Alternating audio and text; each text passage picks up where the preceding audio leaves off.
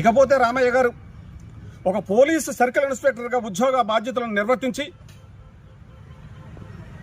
Telugu Desam party మీద, ముఖ్యంగా Telugu Desam party వ్యవస్థాపక అధ్యక్షులు నందమూరి తారక రామారావు గారి మీద అభిమానం పెంచుకుని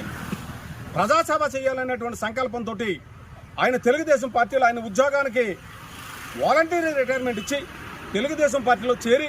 ఆ రోజు నుంచి ఈ రోజు వరకు పార్టీ మారినటువంటి మడమ తిప్పి మాట మార్చినటువంటి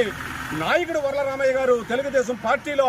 అధినేతకి అత్యంత ముఖ్యుడైనటువంటి నాయకుడు రామయ్య గారు అని చెప్పేసి సందర్భంగా తాడిపర్తి చంద్రశేఖర్ నువ్వు తెలుసుకోవాలి. అసలు నీ పార్టీలో నీ పరిస్థితి ఏంటనేటువంటిది నువ్వు ఆలోచించుకోవాలి.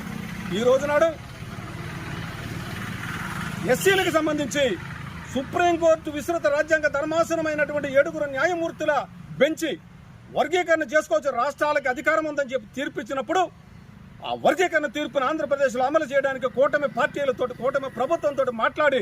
వర్గీకరణ అమలు చేసినటువంటి ఘన చరిత్ర రామయ్య గారిది.